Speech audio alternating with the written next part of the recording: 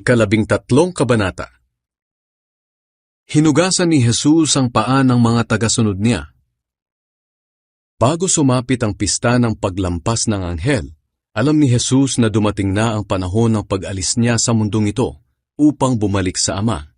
Mahal na mahal niya ang kanyang mga tagasunod dito sa mundo, at ipinakita niya ang kanyang pagmamahal sa kanila hanggang sa katapusan. Nang gabing iyon, naghapunan si Jesus kasama ang mga tagasunod niya. Inudyukan na ni Satanas si Judas Iscariote na anak ni Simon na traidorin si Jesus. Alam ni Jesus na ang lahat ng kapangyarihan ay ibinigay sa kaniya ng Ama, at alam din niyang galing siya sa Diyos at babalik din sa Diyos. Tumayo si Jesus habang naghahapunan sila. Hinubad niya ang kanyang damit panlabas at nagbigkis ng tuwalya sa baywang niya. Pagkatapos nagbuhos siya ng tubig sa isang planggana at sinimulang hugasan ang paa ng mga tagasunod niya at pinunasan ng tuwalyang nakabigkis sa kanya. Paglapit niya kay Simon Pedro, sinabi nito, "Panginoon, huhugasan niyo po ba ang mga paa ko?" Sumagot si Jesus, "Hindi mo naiintindihan ang ginagawa ko ngayon, pero maiintindihan mo rin sa bandang huli." Sinabi ni Pedro sa kanya, "Hindi pwedeng kayo ang maghugas ng mga paa ko." Sumagot si Jesus, "Kung ayaw mong hugasan ko ang paa mo, wala kang kaugnayan sa akin." Kaya sinabi ni Simon Pedro, "Kung ganoon, Panginoon, hindi lang po ang mga paa ko ang hugasan nyo, kundi pati na rin ang mga kamay at ulo ko." Pero sinabi ni Jesus sa kanya, "Ang naligo na ay malinis na ang buong katawan, kaya hindi na siya kailangang hugasan pa, maliban sa mga paa niya. Malinis na nga kayo, pero hindi kayong lahat." Sinabi ni Jesus na hindi lahat sila ay malinis dahil alam niya kung sino ang magtatraidor sa kanya. Nang mahugasan na ni Jesus ang mga paa nila, muli niyang isinuot ang kanyang damit panlabas at bumalik sa hapagkainan. Pagkatapos tinanong niya sila, "Naintindihan niyo ba ang ginawa ko sa inyo? Tinatawag niyo akong guro at Panginoon, at tama kayo dahil yan nga ang totoo. Kung ako na guro at Panginoon ninyo ay hinugasan ang inyong mga paa, dapat ay ganoon din ang gawin ninyo sa isa't isa.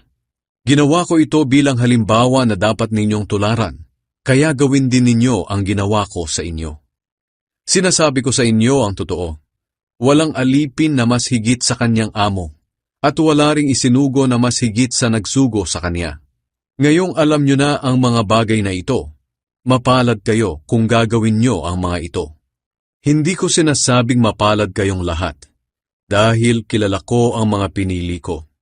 Pero kailangang matupad ang sinasabi sa kasulatan na trinaydor ako nang nakisalo sa akin sa pagkain.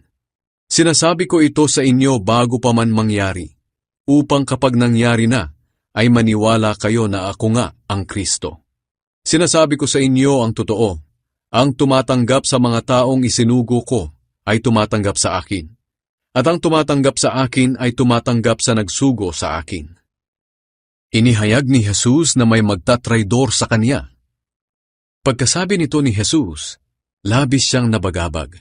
Sinabi niya, "Ang totoo, tatraidorin ako ng isa sa inyo."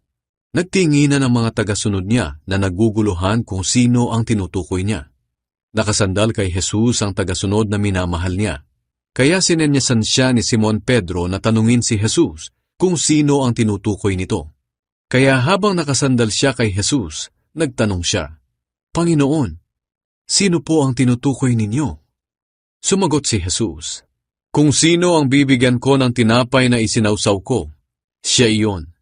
Kaya kumuha si Jesus ng tinapay at matapos isawsaw ay ibinigay kay Judas na anak ni Simon Iscariote. Nang matanggap ni Judas ang tinapay, pumasok sa kanya si Satanas. Sinabi ni Jesus sa kanya, "Gawin mo na agad ang gagawin mo." Hindi naintindihan ng mga kasalo sa hapunan kung bakit sinabi iyon ni Jesus. Ang akala ng iba, inutusan lang ni Jesus si Judas na bumili ng mga kakailanganin sa pista, o kaya'y magbigay ng limos sa mga mahihirap dahil siya ang tagapag-ingat ng pera nila. Pagkakain ni Judas ng tinapay, agad siyang umalis. Gabi na noon. Ang bagong utos.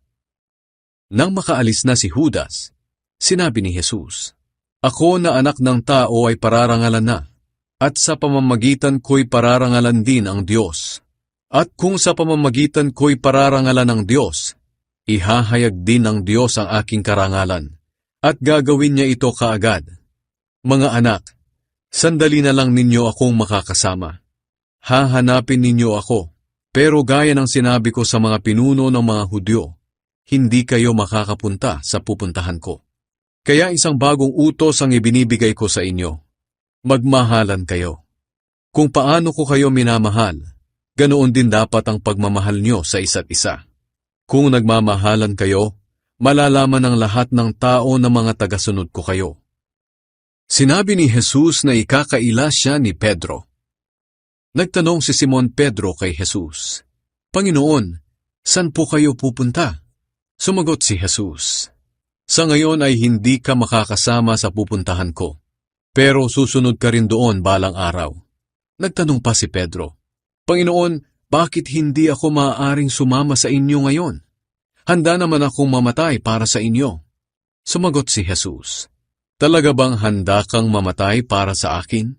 Sinasabi ko sa iyo ang totoo. Bago tumilaok ang manok, 3 beses mong ikakaila na kilala mo ako.